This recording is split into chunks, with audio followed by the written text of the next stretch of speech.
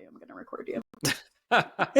Oh, I should probably say that to people too, right? Don't say anything incriminating right now, please.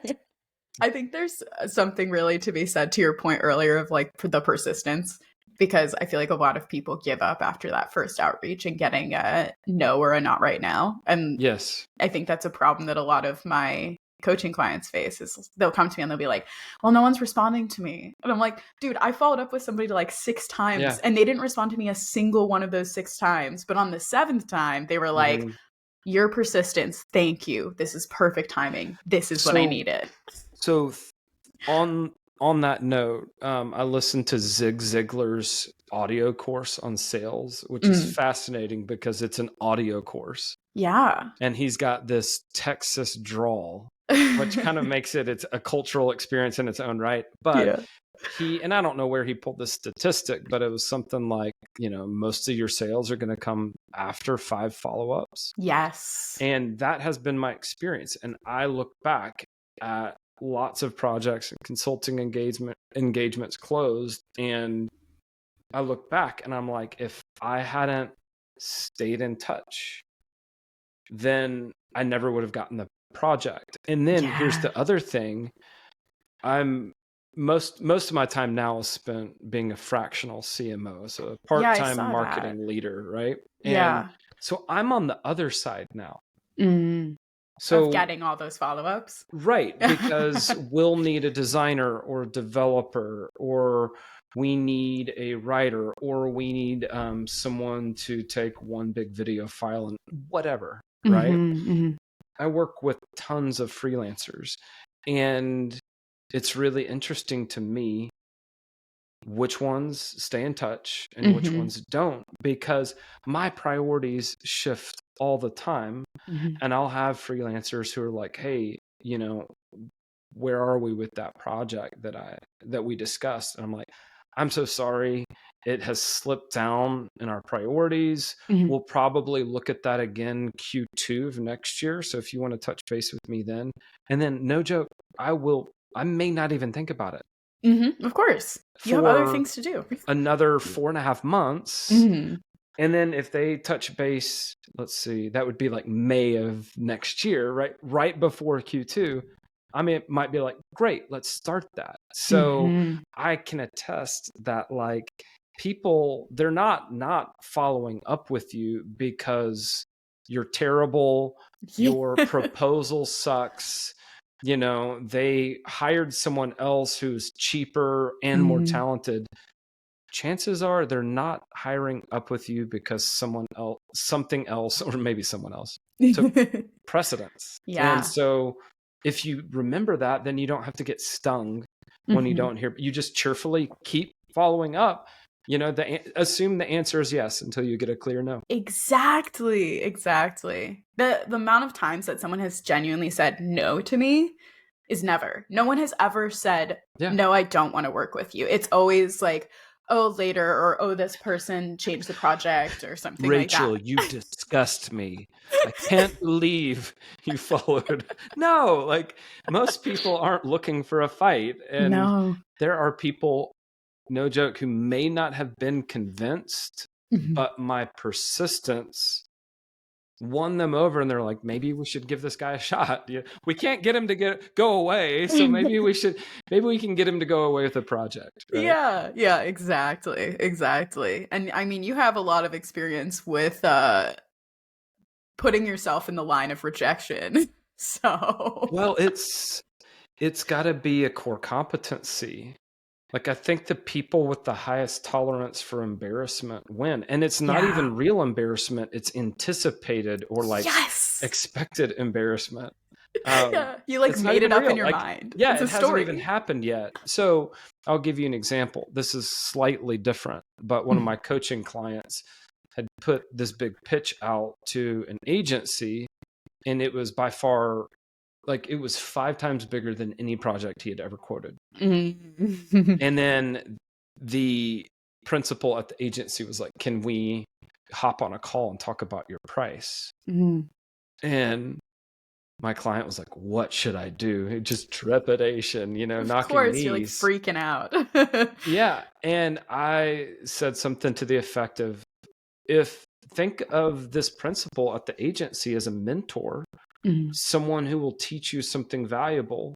If your goal is not to optimize for ego, but instead to optimize for mastery, or just to get better. If you're just interested in getting better, this is an opportunity for you to learn something new. Anyway, as you would probably guess, he wasn't the problem, right? They get on the call and they're like, hey, bad news. Our client actually dialed back our budget.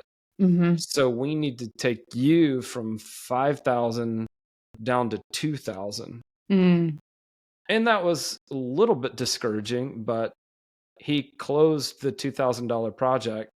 That is still to date the biggest single project fee he's ever charged. And it was for a flat fee, not for hourly. And he's stoked, and it's a new offer that he's really excited about. And all of that because and it was hard, but he didn't take it personally. Yeah, exactly. If you make business personal, A, it becomes really heavy.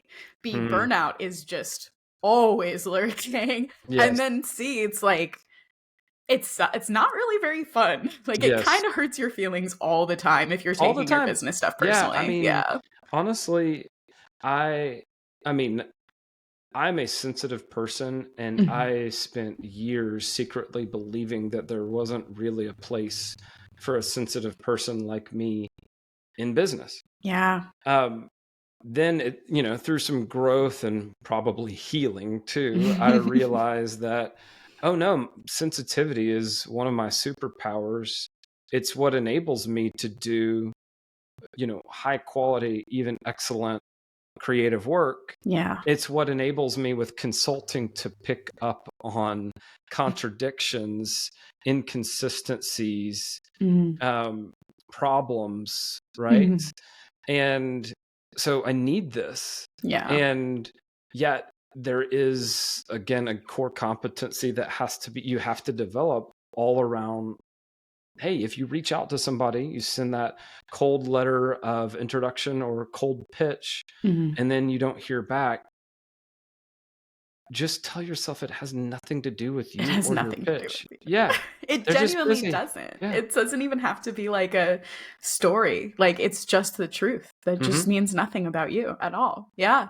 It's just timing. Timing is everything. And you can't know the timing until it happens. So can't pretend that you can like predict the future, That's right. I was just talking to my friend the other day about the separation I have with my emotions. Like, I am also a very sensitive person, but I don't like to ascribe anything to my emotions when I'm at work because it makes the job heavier, just like taking it personally does. And I was like, man, I'm really tired today, but I really got to get these projects done. Like, I just have too much on my plate. I'm feeling a little overbooked right now, but I just got to get through it today. And he was like, wow, yeah, it sounds like you're having a really shitty day. And I was like, what? Yeah, and you're like, no, this is actually just average. Like, this is normal. I'm like, these aren't good or bad. It's just neutral. It's just facts. I'm tired. So after my 2 p.m. call, I'm going to take a quick nap, and then I'm going to get back to it. It's just a signal to my brain that, like, maybe we need to slow down for a second. It doesn't mean it's bad. Well, and what sensitive people do is actually infuse lots of things with meaning. And again, it's a superpower because sometimes you're picking up on the subtext in a conversation. If you're a high empath and you realize a friend of yours is hurting, you can be like, hey, you were really quiet tonight. Is there anything you want to talk about? I'm happy to listen, right? That's a superpower. It's a beautiful thing to show up that way for the people in your life. But in business, be like, well, how dare he say that over an email?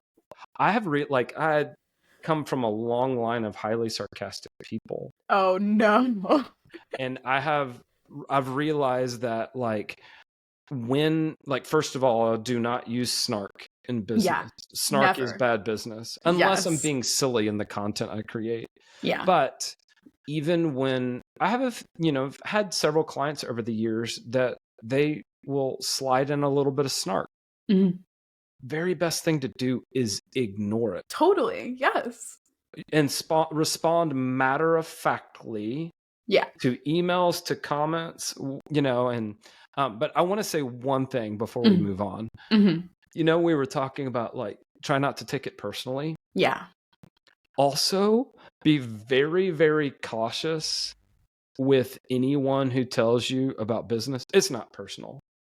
Business is always personal. Robots don't do business. It's people doing business with other people. It always is your personal. Income. And yes. Like, this is like when I talk about networking, I'm like, it is personal. Like, treat it personally. Like, pick something out from their profile when you send a connection request on LinkedIn and mention it. Like, P.S. I love that you featured your cat in your latest post or whatever. And you'll see your connection acceptance go way up, right? But that's just like a human being. Like, treat them like a human being. Yes. That's what we're here for. That's what you want, right? That's right. So don't take things too personally. But meanwhile, just like proceed with caution when you meet people who are like, hey, it's nothing personal. They're about to do something that is probably, people only really preface what they're about to do with that when they're doing something to you that they wouldn't want you to do to them. Yes. Some sort of unfairness always follows that. Anyway, that's a nuance. We can talk about other more important I like things. This little red flag. That's a LinkedIn post right there. That's right. Well, now that we're like 11 minutes into this podcast episode, would you mind introducing yourself real quick? Because we did not do that. That's funny. Yes, my name is Austin L. Church. I use the pretentious middle initial so I don't get confused with all of the churches in Austin, Texas. That was one of my like more forward-thinking choices back in the day. I was wondering about that because on your LinkedIn profile it has the L, and I was like, what middle name? And I literally never thought of that, but now I see it. Now I really see it. Listen, Rachel, it is a pro tip on LinkedIn because when you get these horrible, like dirty diaper pitches in your DMs, I know that they're using some tech stack to just blast stuff out. And I got included because it'll be like, hey, Austin L., do you want 24 more qualified leads per month and you only get paid when you close? Or we only get paid when you close? And I'm like, if they use my middle initial, when they send the message, instant ignore you, instant delete. So it's a nice little parsing tool that I found. Like that. So I started freelancing in 2009. I did not have to have any courage because I got laid off from my job at a marketing agency. Well, I take that back. I had to have a little courage the next week to get out of bed and be like, I don't even really know what freelancing is. Because it was less of a thing in 2009. It really was, yeah. Being independent. But I was am a writer. That was my entree into fun employment. And one thing kind of led to another. I was always pretty good with strategy. I just liked getting better results. And so I got into branding. I got into mobile apps.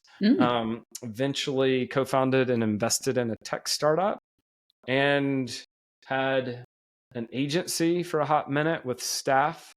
Now I split my time between marketing consulting and business coaching for freelancers who have passed the 100K mark. So that's a little bit about me. That's perfect. 15 years in about 20 seconds. I, as someone who is on the cusp, but we'll obviously talk about freelancing and stuff, but what just caught my eye is the agency bit. I'm working on starting an agency. Right on. And I would love to hear more of your experience. So I can give you a couple of beliefs, right? Number one, this is a false belief, and we built our agency around the opposite. The false belief was that more time invested leads to better creative outcomes. Now, that can be true. So, for example, I'm working on a book right now about freelance pricing and money mindset. And it's true that pieces of the book that I've edited more are better, right? They're like these finely polished jewels now. I love where those pieces are at because I put more time in.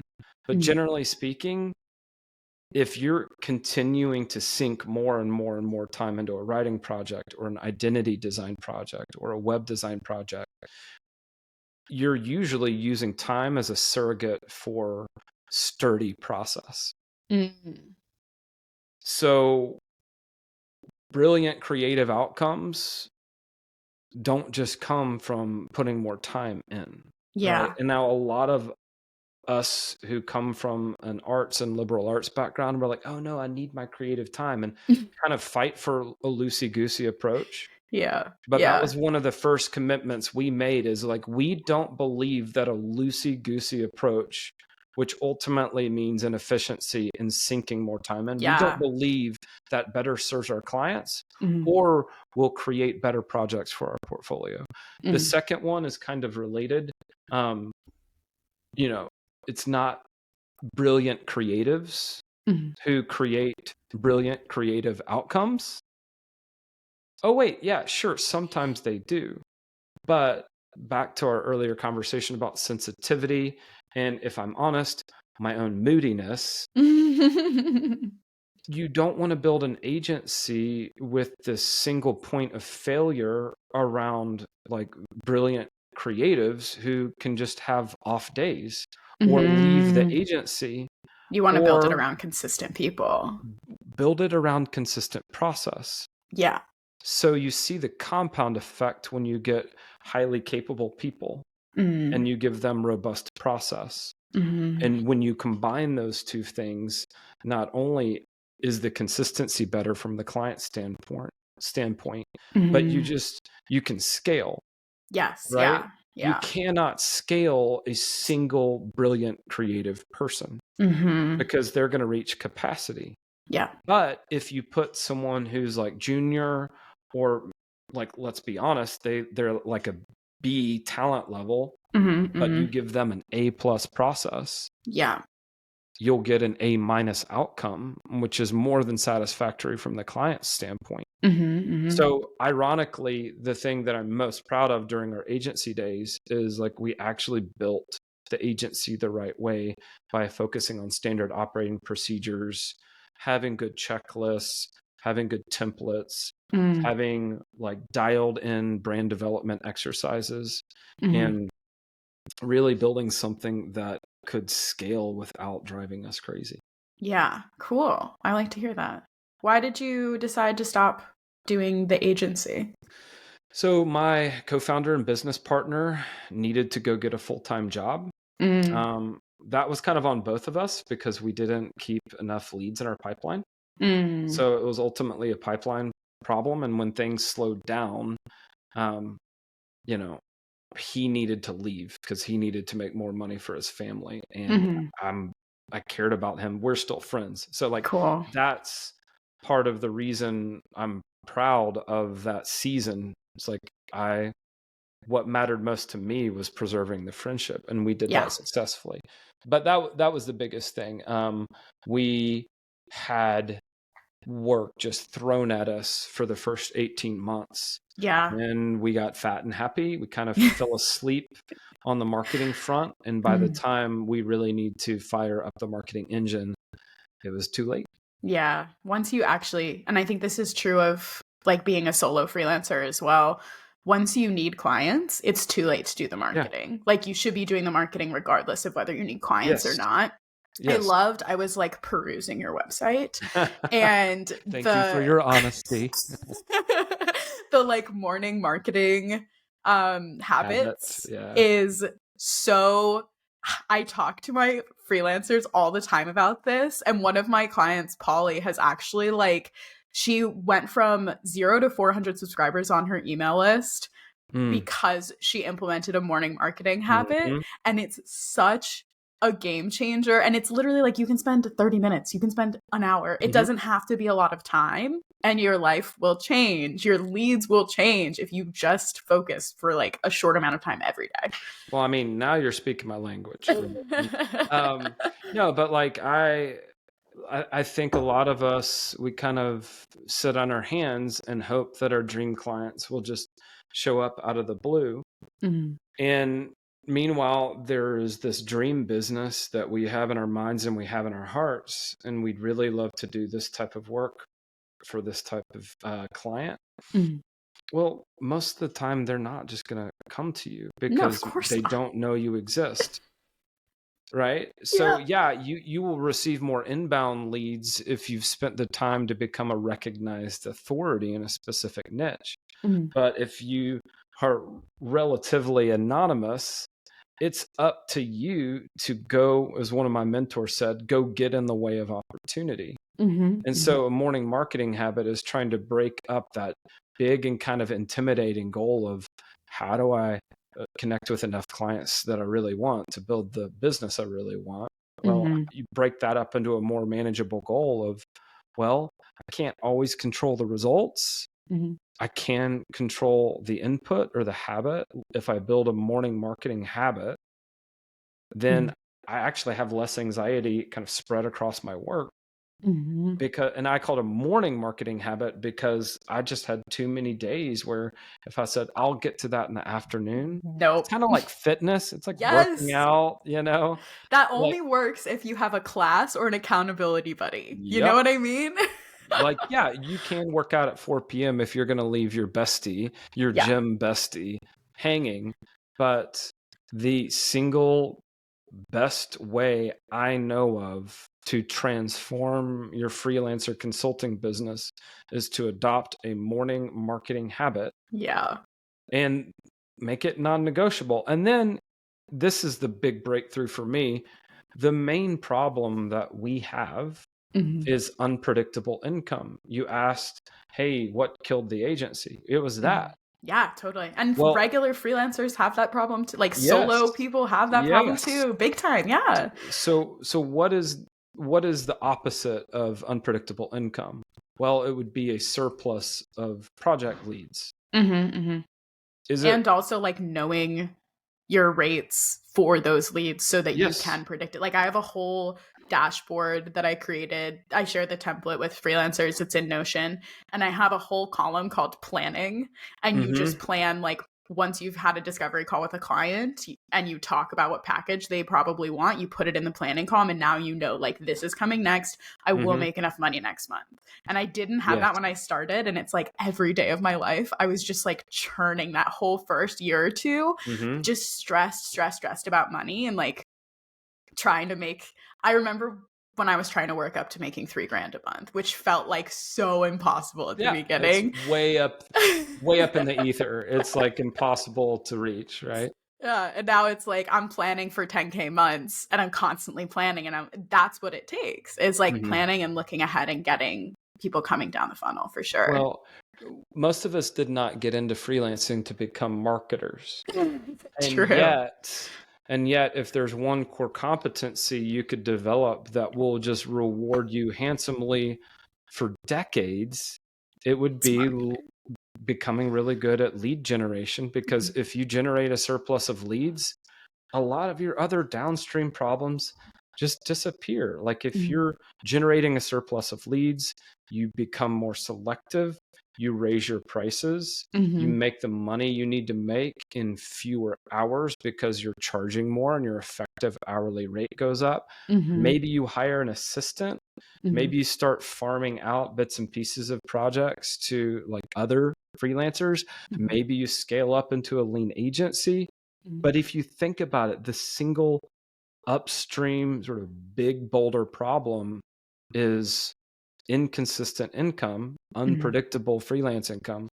Okay, what are you going to do about that? And that was one of the reasons I created the morning marketing habit course and tried to keep it affordable. Was this is just a perennial problem that we all have, and I've found a reliable solution, and I hope people we'll do it. I Like like it. go do it. You don't even need my course. You Go literally just form. hop on LinkedIn every day. Let's go. Yeah, exactly. Like, Yeah. pick No. something and then keep doing it every day, right? Yeah. That's great. I like to hear it. We talk about this kind of stuff a lot with my coaching clients as well and in that community. What would you say? You're talking a lot about core competencies. I feel like we touched on a couple: persistence, not taking things personally, marketing. Do you think there's like a top 5? Like there's 2 more that would really resonate? So I tend to think in levers, right? Levers get you better results with less effort. Mm. And I see 6 of them. Okay. And so marketing or pipeline is one of them, right? Mm-hmm. If you can become adept at lead generation, well, you really make your life easier down the road, right? Yeah. Another one is positioning, right? There are so many freelancers now, so many consultants. How are you going to stand out? If you stand out, specifically if you have authority in your niche, then you make your life easier, right? You get more leverage. Another one is packaging, or another way to put it is offers, right? Like there are tons of copywriters or graphic designers or visual identity designers or Webflow web designers, right? WordPress developers. Like there are tons of people with a similar comparable skill set. So how are you taking your core service offering, packaging it up as a juicy offer, increasing the attractiveness of it, the perceived value of it? Tons of leverage in that, right? Yeah. Because Unique selling points. Yeah, like, functionally, your package may be very similar to another freelancer's in terms of what the client gets. But if the packaging is so much more attractive, like it's sort of like labels on a wine bottle. Yeah, totally. I was just thinking products in my head that are like, comparable, and I'm like, oh yeah, it's like the Stanley Cup versus like the Hydro Flask travel cup. You know what I mean? We're all going for that Hydro Flask, right? Well, because I think there's something to be said for like how good packaging, again, elevates the perceived value. So that's why packaging or your offers as distinct from your services, that is a lever, right? Another one is your price, right? Like if you can make more money in less time, you ease up pressures in other parts of your freelance business. Right. And I have found that many of my clients who paid more for this or that are actually more satisfied. Yeah. So we have to get out of the scarcity mindset that says, well, if I charge more for the same amount of work, then someone loses. I'm like, oh, that's not my experience. No. My experience is that pricing is positioning, pricing is branding. Would you rather be Rolex or Timex? Functionally, they do the same thing, but people show more respect to the Rolex because it's more expensive. So yeah, do you pricing is a huge lever. I think it's nice to hear you say that like pricing is positioning. That's like a beautiful little phrase right there that you can package up, because people get so emotional about money. Like when I first started, I didn't feel like I'd never made more than $18 an hour. None of us did. Right. And it feels outlandishly crazy to walk in and be like, yeah, pay me $30 an hour, pay me $50 an hour. Yes. And it's not, but like you have to get used to, one of my previous podcast guests called it ooching. Like you slowly move like a little bit more, like raise your rate 10% with each client. Yeah. And eventually you'll get to where you're going. Or just like there's so many mindset things around money, and it's so frustrating because the simple fact is pricing is positioning. Yes. But then underneath that, it's like an iceberg. It's like the top is that statement, and then underneath it is like all of these emotions and mindset stuff and all the stories you've told yourself and your life experience. So 100%, right? Yeah. Like, so when I was working on this book that I'm like this close to finish, like the publisher has the manuscript now, and I'm like, I can't believe it. Anyway, that's so wild. There was like I ended up adding a whole section on money mindset. Because when it comes time to ooch, like when it comes time to like make that next incremental increase, you're going to have all of this programming come crashing in. Oh, well, I'm already making enough. Shouldn't I be content? Or, my dad I had this one coaching client, and she was struggling to raise her rates because she was thinking, how would my father feel if he found out what I'm charging now? Because I stand to make more in a month than he used to make in a year. Yeah. And he probably like founded his personality on hard work.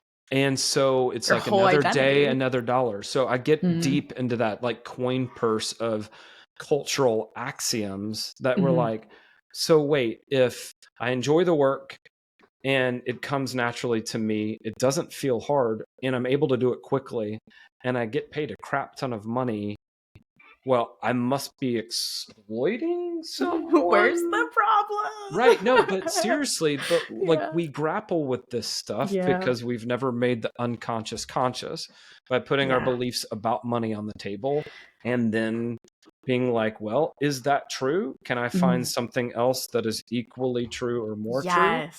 So it's true that as soon as you start trying to raise your prices, there are all these like sticky spider webs that are like stretchy, and you're like, wait, this is getting held up by something. This ooching, this unit of ooching is now it's emotional. Money's emotional. And again, once you recognize that, you can begin to like upgrade your beliefs, and we can't outperform our beliefs, right? No, so if you're not where you want to be with your prices, chances are you need to re-examine your beliefs about money. Yeah, big time. I made a whole workbook. I like offer it for free because I've just found it to be like just so foundational, and it's one of those workbooks that even I go back and use it. Like I'll go back like every year when I promise I'm making this for everyone else, right? I'm like, this is 90% for me. Because I've taken a bunch of courses because that's what you do with upskilling, and one of them, the like most recent one I took, had a money mindset, an entire chapter about it, and I was like, wow, they're dedicating like 7 lessons and a workbook to this? Really? And then I finally did it, and I was like, wow, what is wrong with me? And then like 3 months later, I hit my first 10K month, and it's so important. Right? Yeah, it's so meaningful. It really is. I think one of the biggest ones for me was like art and commerce don't mix. And that if I have these beautiful creative skills, then I ought to feel bad about using them to make money, or at least bringing them into the world of commerce and using them to help other people make money. And then you go back and look at like across history, and I'm like, I don't think like artists before, well, we could really get into the history, but we won't. But like it used to be that if you had creative or artistic skills, like, okay, that's what I have. So I'm going to go out and figure out how to like take care of my family with these. And there wasn't so much stigma attached to taking these skills, like, and putting them in service of like a prince or a king or a wealthy patron or someone who could afford to pay you to create a painting, because websites didn't exist back then, right? But no, and all like capitalism is the main driver of that icky feeling. 100%. Yeah. And so even looking at capitalism, you're like, do I believe in a limited pie world where if I raise my prices, I'm getting a bigger slice of the pie, and that necessarily means someone else's slice just got smaller? That is fixed mindset. It's not real. That's not how wealth works. The government prints money, man. Also, have you seen the housing market? Like, That's not real. It's Like, not we're real. building houses, prices of houses are still going up, Yes. prices of houses go down. Like, yeah, there's so many examples of it. That's It's really, yeah, it's just a belief. well, and so the last two levers are psychology and process. Again, you can't outperform your beliefs. And so if you look at another freelancer and you're like, I'm just as good as she is, and then you find out through the grapevine that she's averaging like 25K a month, and you're at like 8K a month, and you're like, skill wise, is she 4 times better than me? Is she quantifiably 400% better than me? And you're like, well, no. Okay, then what is she thinking, believing, and doing differently? And might you benefit from figuring that out and employing some of the same things, assuming that they're scrupulous, ethical, but there is so much psychology entwined in all of this. And again, once you realize, oh, belief is a huge part of it, sky's the limit. Yeah. It's incredible how much your brain, I mean, you're using your brain all day to do your job as a writer, but we don't think about every part of the brain necessarily. And that's, yeah, it's important to think about those underlying details. I've also noticed when I start to have that feeling of like, that girl has what I want, why don't I have it? Instead of feeling envious or comparing myself, that thought process of like, what do they have? But then taking it a step further and like actually reaching out to that person. There you go. Not want to talk to you. That's fine. Maybe they don't. But the amount of friends that I've made from that and the things that I have learned and the like leaps and bounds I've been able to take in my business because I saw someone who was making 25K a month doing exactly the same services that I'm doing and getting clients that I was like, I never thought I could get, completely change the trajectory of my business because the first like 2 or 3 years, I just spent the whole time being jealous of other people. Well, yeah. I mean, and it's just going to hold you back. Because you believe, or I believe, or we believe when we look at other people that there's a secret, they know it, or there's some kind of X factor or hidden advantage that they have that is inaccessible to us. And therefore their results are inaccessible to us. And here's the thing. I think it actually really helps, to your point, getting to know one of those people you put up on a pedestal.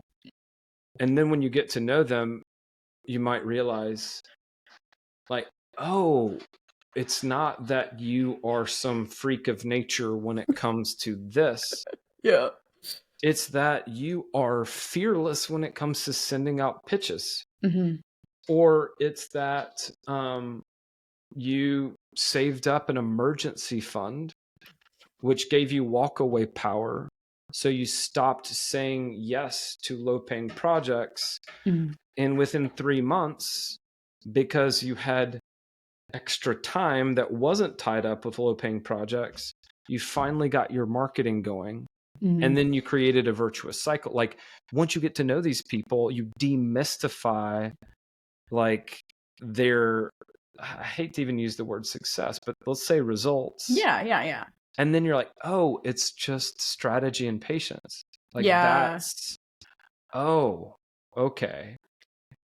I can do that. I call them negative mentors. Even if you like them, it helps to find a mentor who isn't like a world-class, Mensa intellect, and be like, okay, I'm just as smart as she is and just as capable. I need better strategy and I need more patience. Yeah. And I think that's why they say surround yourself with the people that you want to be like.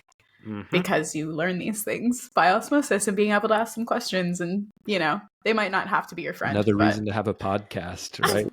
Exactly. It can be like free consulting where you're like, yes, this is definitely for my audience and not for me. My whole reason for I started this podcast when I finished the Appalachian Trail because I listened to so many podcasts on the AT and I heard like I just learned so much, and I felt like I could really become a better person with all of these things that I was learning.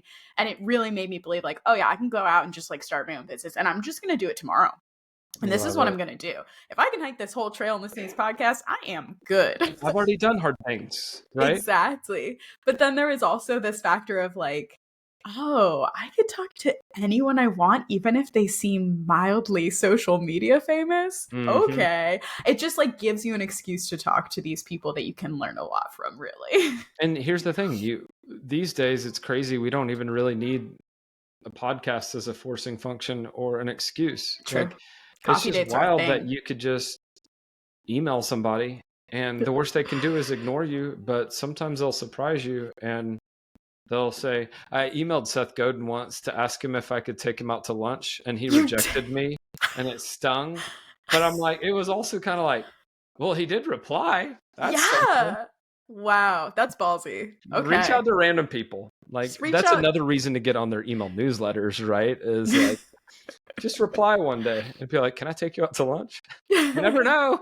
I love when people very rarely reply to my newsletters, but when they do, I'm like, oh my God, someone replied to my newsletter. Oh, hello, friend. Yeah, so exciting.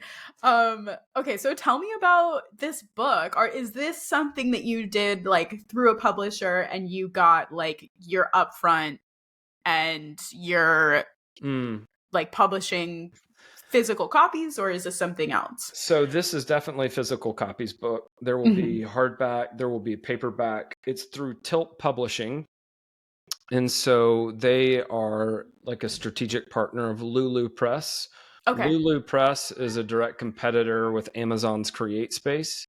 So Tilt is going to end up being more of a hybrid publisher, where if you're an entrepreneurial author who either has no interest in going the traditional route, trying to get a literary agent, trying to shop around a manuscript, hopefully start a bidding process with a publisher, get an advance. So I got an advance of sorts, but it was like a little bit different because it was more like a sponsorship where they just said, hey, we like you, we like what you're writing about, and we would like for you to naturally mention that we're helping you with this book. Again, naturally, not in a way that seems too overtly promotional. I've loved working with them. Cool. Their team is delightful. Nothing but positive things to say. And I'm really pleased I've gone this route. And I literally delivered the manuscript to them Tuesday. So it is crazy fresh in terms of like, oh, I'll be holding a book in my hands pretty soon. Yeah. How different did it feel? You've made courses, you've done coaching. Now, like, I feel like a book is different. It is in part. It feels more vulnerable because I care about like my writing more than I care. Like, a course is something that if you don't like how one of the videos turns out, you can always just substitute a better video. Right. And courses are ostensibly about like just conveying information. But I didn't, when I was a kid, think, I'm going to be a course creator when I grow up. But I've always was your voice that deep as a kid? Yes. I never went through puberty. No, it was always like that. No, but I always wanted to write books. And so this felt consequential. It felt more significant. That's something else I needed to move past. It's like, a book has to be your first. This is my first. I've written and published a children's book, but this is my like first grown-up book, business nonfiction book. And so I had to keep on reminding myself, it's going to be my first book. It's going to have blemishes, but I do think it's going to help a lot of people. So that's what kind of pulled me through some of my insecurity around. And honestly, like obsessive, perfectionistic fiddling with things, you have to finish it. Yeah. So it's taken more time than anything else I've ever created. It's really hard to hack a book, even with something like ChatGPT, right? Yeah, obviously. But even once I finished the manuscript, then I had to go through developmental editing, and then line editing and proofreading.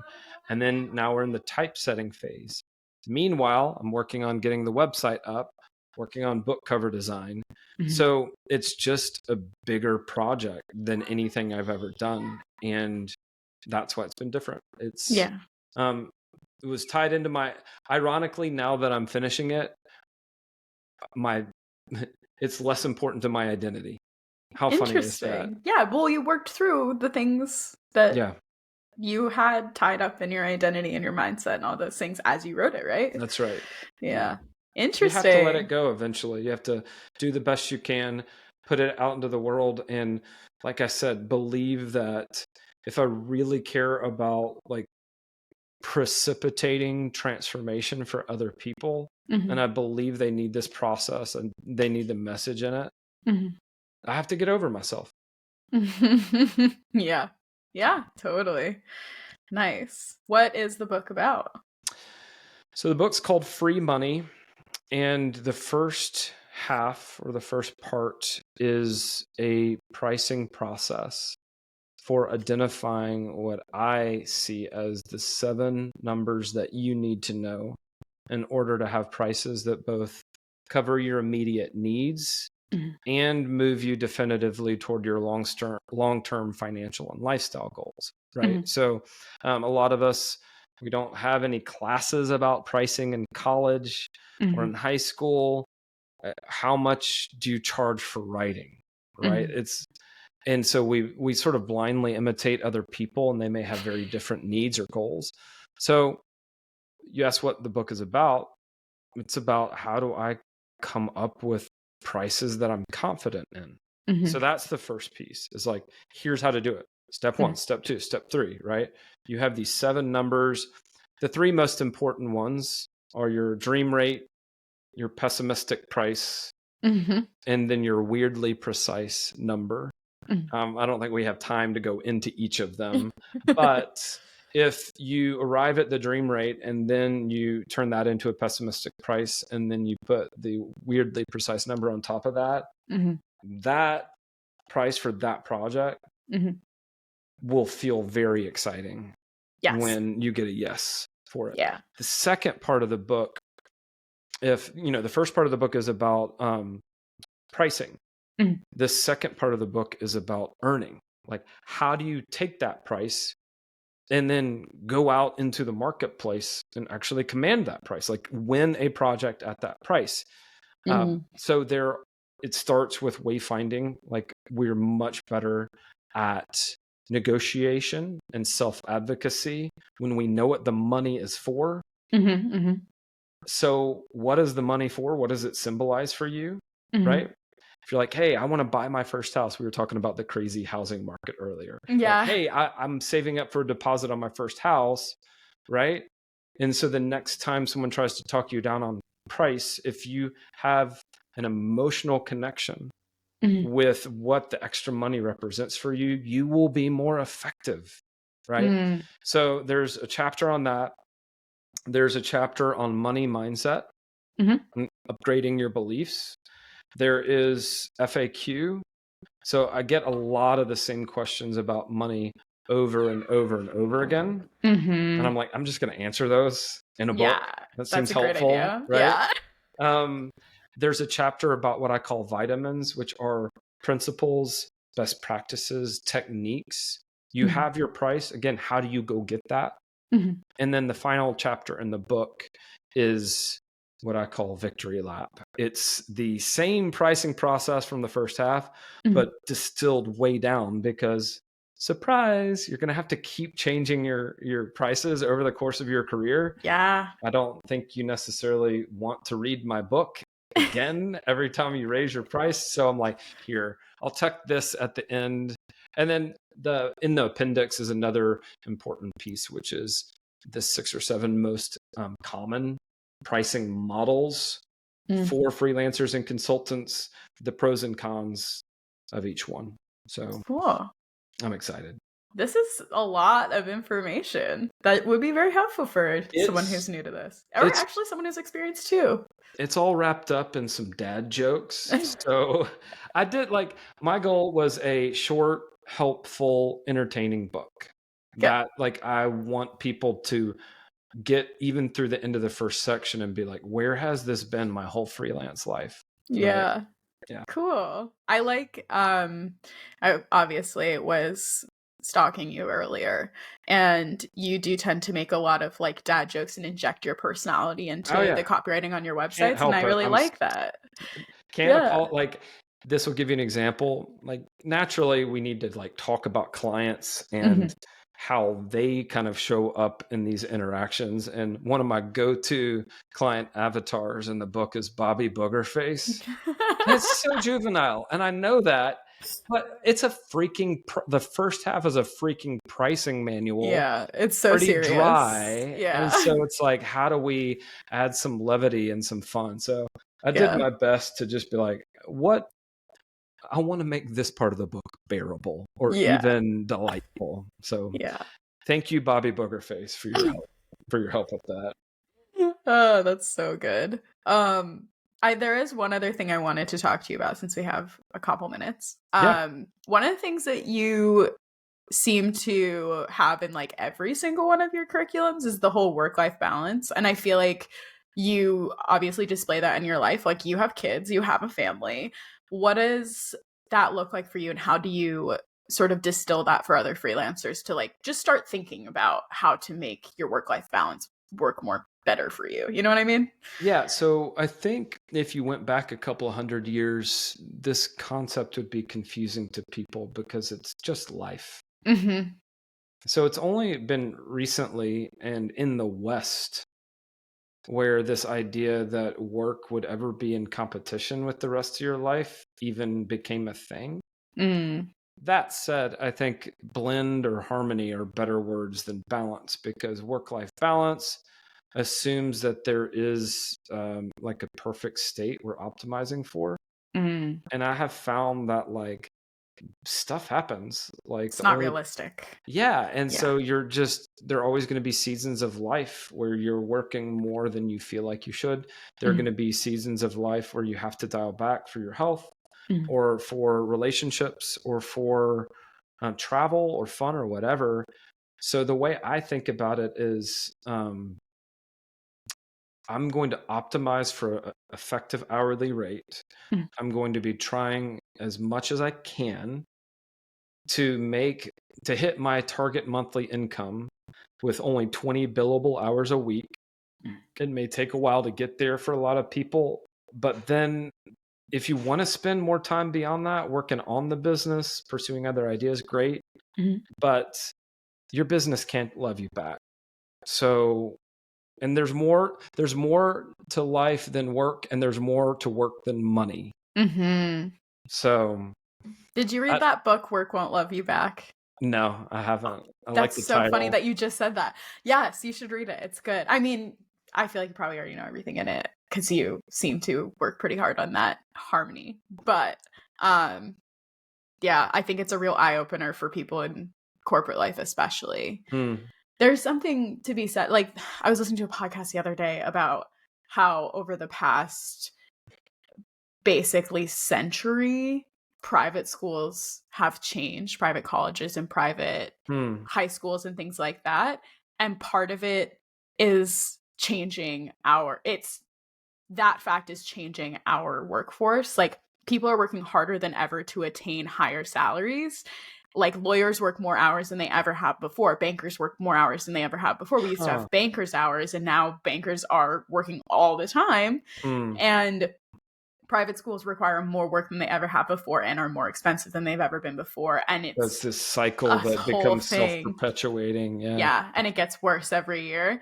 And I think Work Won't Love You Back is really like aimed at that, the people who went through that cycle and are in it now, you know? Yeah. Interesting. It is interesting. Well, thank you so much for doing this. I'm excited to read your book when it comes out, and I'm glad that I was persistent with following up with you. I'm glad you were too, to bring it full circle. This has been a delightful conversation, and I really appreciate the conversation. And, I'll see you online. Yeah, I'll see you on LinkedIn for sure. On LinkedIn. All right. And your newsletter. That's right. That's right. One Anyway, last thing. Can you tell people where they can find you online? sure. Go to freelancecake.com. And that's where you can subscribe to my newsletter. There is a page there where you can check out the book, join the waiting list, or if it's out by the time you listen to this, buy it. Or find me on LinkedIn, Austin L. Church, pretentious middle initial, right?